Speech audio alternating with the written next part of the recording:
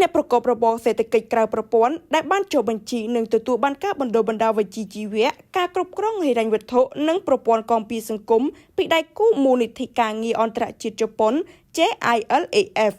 ជាការឆ្ពោះទៅធ្វើឲ្យកាន់តែប្រសើរឡើងនៅជីវភាពរបស់អ្នកធ្វើការឬប្រកបមុខរបរបែបសេដ្ឋកិច្ចក្រៅប្រព័ន្ធដែលរាជរដ្ឋាភិបាលបានកំណត់យកចិត្តទុកដាក់ជួយទាំងដើមទុនបច្ចេកទេស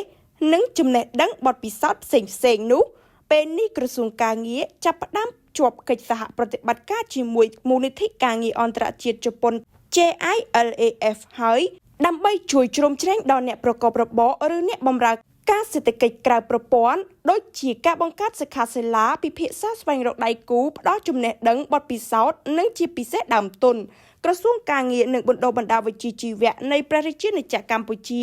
និងមូលនិធិការងារអន្តរជាតិជប៉ុន JILAF បានចុះហត្ថលេខាលើអនុស្សរណៈនៃការយោគយល់គ្នា MOU ដើម្បីពង្រឹងកិច្ចសហប្រតិបត្តិការក្រោមគម្រោងគាំទ្រសកម្មភាពថ្នាក់មូលដ្ឋាន Supporting Grassroots Activities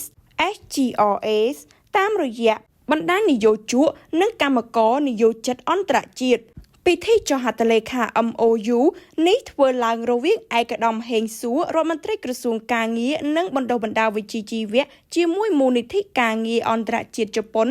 JILAF នៅឯទីក្រុងតូក្យូប្រទេសជប៉ុនកាលពីថ្ងៃទី26 ខែឧសភាឆ្នាំ2025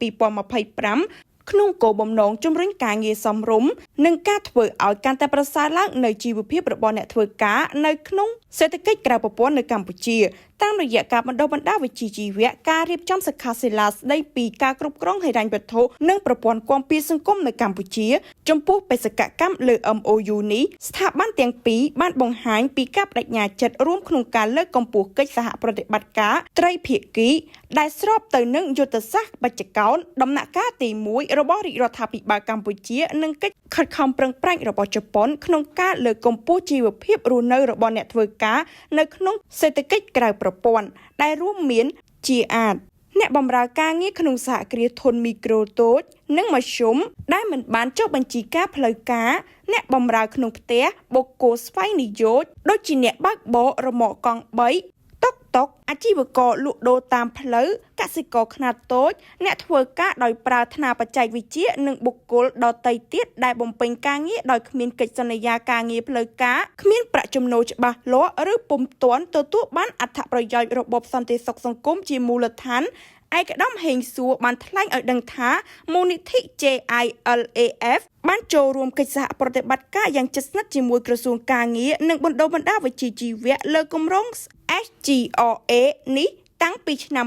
2019មកពិសេសដោយផ្ដោតសំខាន់លើអ្នកធ្វើការនៅក្នុងសេដ្ឋកិច្ចក្រៅប្រព័ន្ធដើម្បីធានាថាមិនមានកម្មករនិយោជិតណាម្នាក់ត្រូវបានទុកចោលឡើយសូម្បីតែអ្នកធ្វើការនៅក្នុងសេដ្ឋកិច្ចក្រៅប្រព័ន្ធ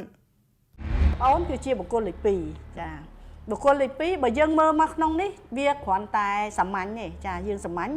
វាលំបាកនៅក្នុងការសម្រេចចិត្តអវិជ្ជមានយើងសម្រាប់បងប្អូនដែលមិនទាន់ស្គាល់ខ្លួនឯងច្បាស់រកស៊ីមានបញ្ហានឹងការធ្វើការជាមួយអ្នកដទៃមិនចុះសម្រុងគ្នានិងចង់អភិវឌ្ឍសេដ្ឋកិច្ចរបស់ខ្លួនអាចធ្វើការគុនគូជាមួយនឹងលោកជំទាវផ្ទាល់តាមក្បួន Napoleon Hill លោកអ្នកនឹងទទួលបានដឹងអំពីការតម្រង់ផ្លូវជីវិតប្រាប់ពីអត្តចរិតនិងកែប្រែឧបនិស្ស័យរបស់អ្នករោគជំងឺដែលត្រូវប្រយ័ត្ននិងជំងឺដំណពូជធាតុដែលខ្វះពណ៌ដែលត្រូវប្រើលើករិស័យមុខរបរដែលស័ក្តិសមនិងធាតុកំណើតរបស់លោកអ្នក